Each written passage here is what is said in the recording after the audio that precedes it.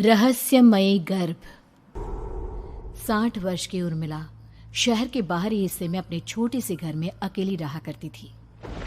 एक रात शहर में बहुत जोर का तूफान आया। जोर जोर से हवाएं और आंधी तूफान के साथ तेज बारिश होने लगी। उन आवाजों को सुनकर कोई भी घबरा जाता, लेकिन उर्मिला घर के सारे खिड़की दरवाजे बंद कर गहरी नींद में सो रही थी। रात के लगभग 12 बजे होंगे कि किसी ने उर्मिला के घर का दरवाजा खटखटाया। दरवाजे के खटखटाने की आवाज सुनकर उर्मिला की नींद खुलती है। आखिर इतनी रात को कौन आया होगा? उर्मिला जाकर दरवाजा खोलती है तो सामने लगभग 26 साल की बेहद सुंदर लड़की को खड़ा देख हैरान रह जाती है। कौन हो बेटा, और इतनी रात को इतने भयंकर तूफान में कहाँ भटक रही हो? चाची, आपने मुझे पहचाना नहीं? मैं आपकी दूर की रिश्तेदार शालिनी। अरे हाँ, बचपन में तुझे देखा था। इतनी जवान हो गई है, कैसे पहचान में आती। लेकिन तू यहाँ क्या कर रही है, और वो भी ऐसी अंधेरी तूफान भरी रात में? उर्मिला की बात सुनते ही शालिनी की आंखों से आंसू बहने लगे। वो फूट फूट कर रोने लगी। ये देखकर उर्मिला को कुछ समझ में नहीं आया और उसने शालिनी का हाथ पकड़कर घर के अंदर आने के लिए कहा। जैसे ही शालिनी घर के अंदर रोशनी में आई, उर्मिला की नज़र उसके पेट की तरफ गई, जिसे देखकर ये साफ पता चल रहा था कि वो प्रेग्नेंट है। अरे, तू तो पेट से है। ऐसी हालत में इतने भयंकर तूफान में आधी रात को बाहर भटक रही है। आखिर बात क्या है बेटा, मुझे सब कुछ साफ साफ बता।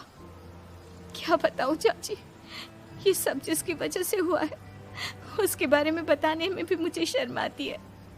मैंने घर वालों की मर्जी के खिलाफ जाकर एक लड़के से शादी कर ली थी, पर वो शादी के 1 महीने बाद ही मुझे छोड़कर चला गया।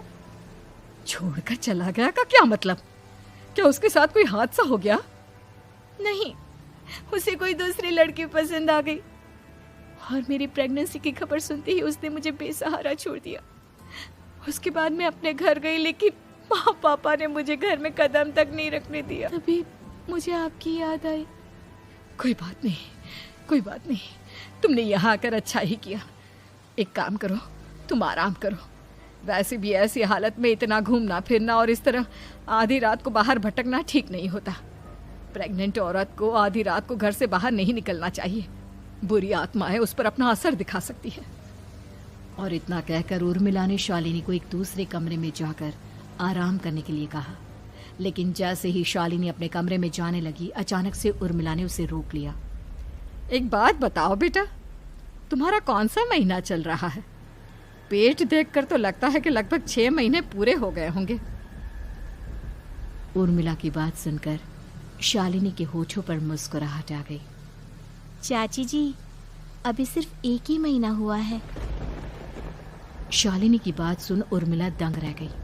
उसे समझ में नहीं आ रहा था कि प्रेगनेंसी के पहले ही महीने में शालिनी की हालत ऐसी क्यों थी। लेकिन फिर उसने बात को नजरअंदाज कर शालिनी को आराम करने के लिए कहा और खुद भी कमरे में जाकर सो गई।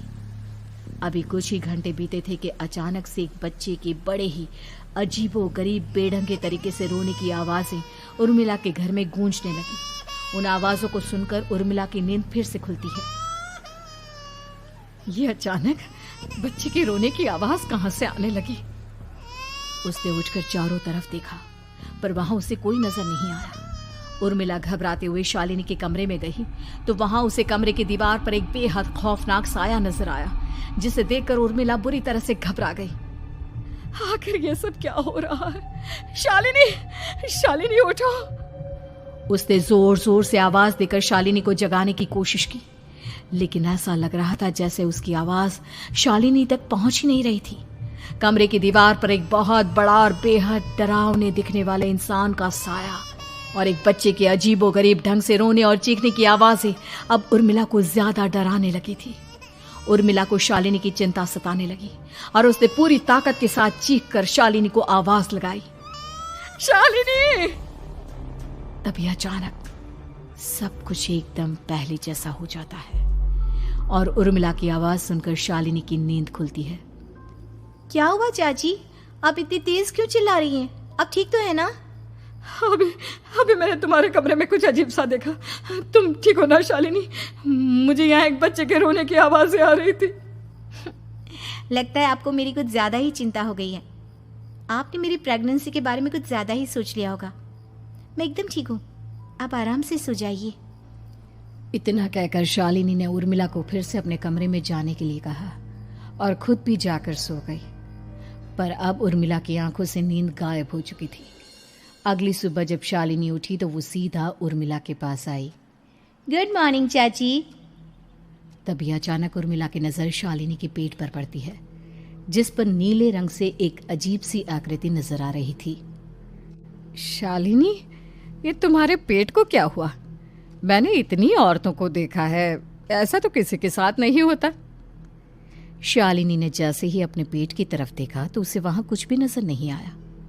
चाची कुछ भी तो नहीं है, सब कुछ एकदम नॉर्मल है। आपको क्या अजीब लग रहा है? इससे पहले कि उर्मिला उसके सवाल का कोई जवाब देती, अचानक से शालिनी के पेट में जोर जोर से दर्द होने लगा। वो बुरी तरह दर्द से तड़पने लगी। चाची, चाची। ये सब देखकर उर्मिला बहुत घबरा गई। उसने धीरे धीरे शालिनी के पेट को सहलाना शुरू किया, लेकिन शालिनी का दर्द कम नहीं हुआ। उर्मिला जाकर रसोई से पानी का गिलास लेकर आई और शालिनी को पानी पिलाने की कोशिश करने लगी। ले बेटा, पानी पी ले, तुझे आराम मिलेगा। ले ले। नहीं चाची, मुझे बहुत तेज दर्द हो रहा है। अरे थोड़ा पी ले बेटा। जैसे ही उर्मिला ने शालिनी को पानी पिलाया, उसने देखा कि गिलास में बचा पानी का रंग नीला पड़ गया और शालिनी की आंखें अजीब हो गई। उसके पेट पर बच्चे का एक डरावना चेहरा नजर आने लगा। ये सब देखकर उर्मिला की डर से हालत खराब होने लगी, पर तभी शालिनी का दर्द ठीक हो गया। बेटी, अभी तुम्हारा दर्द ठीक है तो ऐसा करो, तुम थोड़ी देर आराम कर लो। शालिनी को आराम करने के लिए कहकर उर्मिला तेज कदमों से चलकर घर से बाहर निकल जाती है और पास ही रहने वाली एक औरत कालिंदी के पास पहुंचती है। अरे उर्मिला बहन, बड़े दिनों बाद दिखाई दी, क्या हुआ? बहुत घबराई हुई सी लग रही हो, सब ठीक तो है ना? क्या बताओ कालिंदी बहन, मेरी एक दूर की रिश्तेदार आई हुई है। वो पेट से है और उसके साथ ना अजीब अजीब चीजें हो रही है। अब उर्मिला सारी बात कालिंदी को बताती है, जिसे सुनने के बाद काले जादू और तंत्र विद्या की माहिर कालिंदी एक ताबीज बनाकर उसे देती है। बहन, मुझे शालिनी पर किसी बुरी आत्मा का साया लगता है। ये ताबीज ले जाओ, आज रात को 12 बजे उसे पहना देना, फिर सब ठीक हो जाएगा। उर्मिला ताबीज लेकर घर वापस आती है और अब आधी रात के होने का इंतजार करने लगती है। जैसे ही आधी रात होती है, वो नींद में सोई शालिनी को ताबीज पहना शांति से अपने कमरे में आकर अपने पलंग पर लेट जाती है। अब सब ठीक हो जाएगा, ये सोचकर उर्मिला शांति की एक सांस ही लेती है कि तभी अचानक उसकी आंखों के सामने कुछ ऐसा आता है जिसे देखकर उर्मिला डर से चीखने लगती है। तुम कौन हो? कौन हो तुम? जाओ यहाँ से, जाओ जाओ यहाँ से। तभी उर्मिला की एक जोरदार दर्द भरी डरावनी चीख वहां पर गूंज गई। उर्मिला की आंखों के सामने एक बच्चा खड़ा हुआ था, जिसका पूरा शरीर किसी बूढ़े की तरह नजर आता था, लेकिन मुंह किसी नवजात बच्चे की तरह था। उसकी आंखें गुस्से से लाल थी और वो घूर घूर कर उर्मिला की तरफ देखा जा रहा था। कौन हो तुम? कौन हो? उर्मिला के चीखते ही वो बच्चा जोर जोर से रोने लगा। घबराकर उर्मिला ने अपने हाथों को अपने कानों पर रख लिया। उसकी समझ में नहीं आ रहा है कि आखिर ये सब उसके साथ क्या हो रहा है। कौन हो तुम? कौन हो? क्या चाहते हो मुझसे? जाओ जाओ यहाँ से, आखिर तुम हो कौन?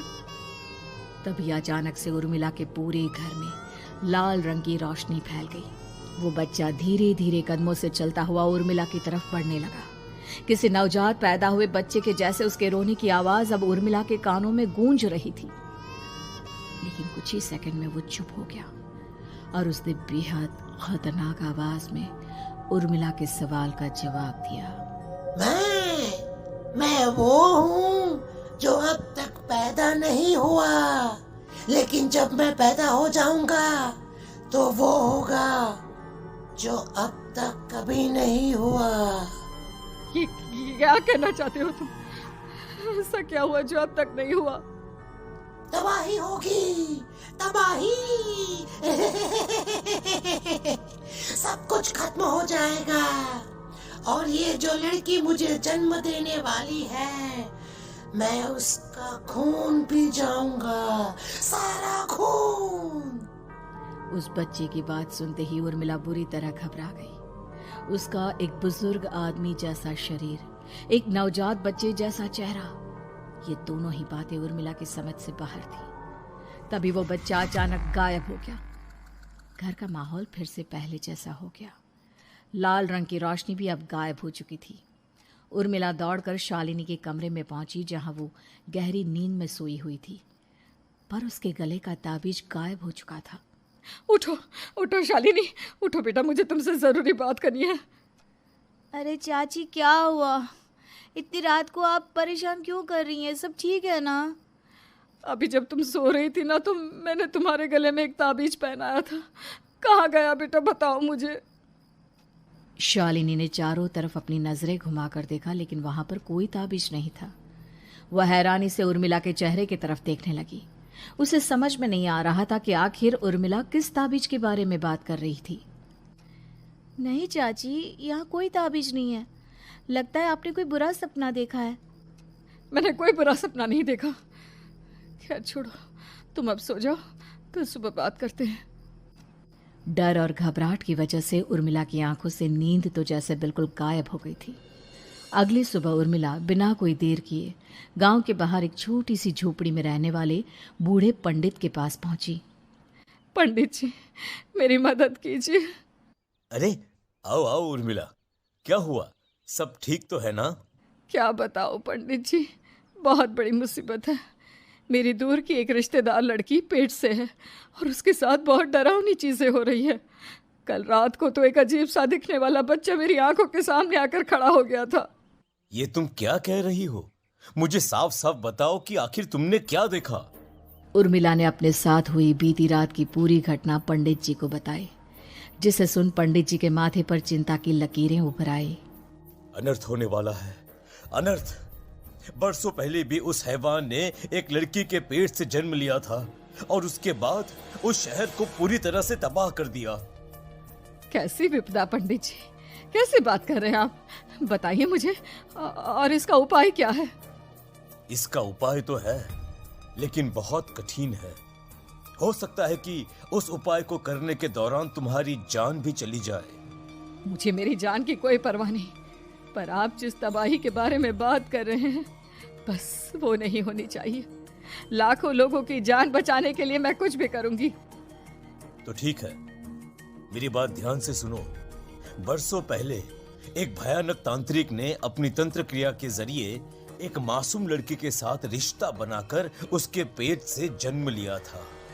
इस तरह से वो अपने जैसे लोगों की संख्या इस दुनिया में बढ़ाना चाहता था। आपके कहने का मतलब है कि शालिनी के पेट से भी उस शैतान को जन्म लेना है, इसलिए उसने उसके साथ ये सब किया है। ठीक पहचाना तुमने। अब मैं तुम्हें एक ऐसा सिंदूर दूंगा जिसे तुम्हें ले जाकर उस लड़की के पेट पर लगाना होगा। क्या ऐसा करने से सब कुछ ठीक हो जाएगा? नहीं उर्मिला, ये सब इतना आसान नहीं। उस लड़की के पेट पर सिंदूर लगाने के बाद तुम्हें उसका पेट काटकर उस हैवान को बाहर निकालना होगा। नहीं पंडित जी, मैं ये सब नहीं कर सकती। मैं भला एक जिंदा लड़की के पेट को अपने हाथों से कैसे काट सकती हूँ? अगर तुमने ऐसा नहीं किया तो कुछ ही दिनों में वो हैवान उस लड़की के शरीर से जन्म लेगा और उसके शरीर के सारे खून को पीकर अपनी ताकत को बढ़ाएगा। उसके बाद वो धीरे धीरे इस पूरे शहर को तबाह कर देगा। यहाँ पर कोई जिंदा नहीं बचेगा। लेकिन अगर मैं उसके पेट को काट दूंगी तो क्या वो जिंदा बच पाएगी? अगर शालिनी को कुछ हो गया तो, अगर उसकी मृत्यु हो गई तो? ऐसा कुछ नहीं होगा उर्मिला, तुम्हें अपने मन को पक्का करके ये काम करना ही होगा। सिंदूर लेने के बाद उर्मिला झोपड़ी से बाहर निकलने ही वाली थी कि तभी पंडित जी ने उसे पीछे से आवाज देकर रोका।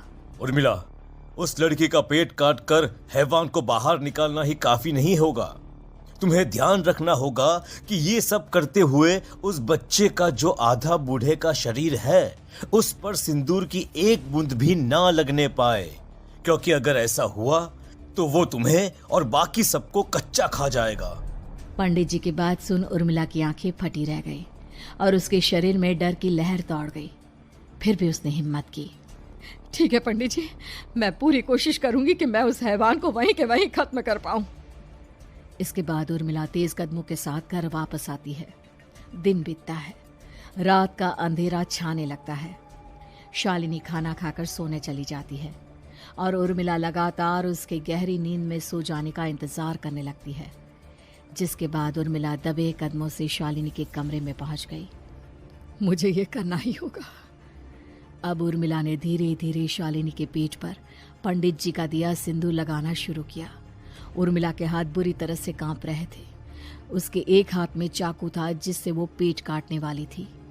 उर्मिला ने एक नज़र शालिनी के चेहरे की तरफ देखा और फिर डरते हुए उसके पेट पर चाकू चलाना शुरू किया। कमाल है, मैं इसका पेट काट रही हूँ और ये आराम से सो रही है। इसे दर्द नहीं हो रहा क्या? तभी अचानक उर्मिला के कानों में बच्चे की रोने की आवाज सुनाई देने लगी। उसने घबराकर चारों तरफ देखा पर वहां पर कोई नहीं था, बस रोने की आवाज लगातार आ रही थी। उर्मिला बिना रुके लगातार शालिनी के पेट को काटती रही। उसे इस बात का भी ध्यान रखना था कि सिंदूर बच्चे के बूढ़े आदमी वाली शरीर के हिस्से पर ना लगे। कुछ ही देर में वो हैवानी बच्चा उर्मिला के हाथों में था। उसने बड़ी ही सावधानी से उस बच्चे को बाहर निकाला और पंडित जी के कहे अनुसार उसे घर से दूर जलाने के लिए ले गई। पर तभी उसके सामने वही बूढ़े शरीर और बच्चे के चेहरे वाला बच्चा आ गया। अपनी गोद में और सामने भी बच्चे को देखकर उर्मिला हैरान रह गई। मुझे मारोगी? मुझे इतनी हिम्मत कैसे आ गई तुम्हारी? तुम पैदा नहीं हुए हो और मुझे पता है जब तक तुम्हारा जन्म नहीं हो जाता तो मुझे कुछ नहीं कर सकते। इतना बोलते ही उर्मिला तुरंत उस बच्चे को घास के ढेर पर फेंक कर उसमें आग लगा देती है, जिसके तुरंत बाद वो बूढ़े आदमी के शरीर और बच्चे के चेहरे वाला अजीब तांत्रिक का भूत भी वहां से गायब हो जाता है। कुछ देर बाद उर्मिला घर पहुंचती है तो वो ये देखकर हैरान रह जाती है कि शालिनी का पेट अपने आप जुड़ चुका था। शुक्र है भगवान का और उन पंडित जी का, अब सब ठीक हो जाएगा। सुबह शालिनी सोकर उठती है तो अपना पेट देख पूरी तरह घबरा जाती है। चाची, चाची ये सब क्या हो गया? मेरा पेट अचानक कम कैसे हो गया? मेरा बच्चा कहाँ गया चाची? बेटी, वो बच्चा नहीं, एक खतरनाक तांत्रिक था जो तुम्हारे कोख से जन्म लेकर सबको मार देना चाहता था। वो पैदा होते ही तुम्हारी जान भी ले लेता, इसलिए मैंने पंडित जी के बताए उपाय से उसका खात्मा कर दिया है। अब सब ठीक है। शालिनी को उर्मिला की बात समझ में नहीं आती, जिसके बाद शालिनी को पूरी बात उर्मिला आराम से समझाती है। अब वो दोनों ही भगवान का शुक्र अदा करती हैं और एक साथ रहने लगती हैं।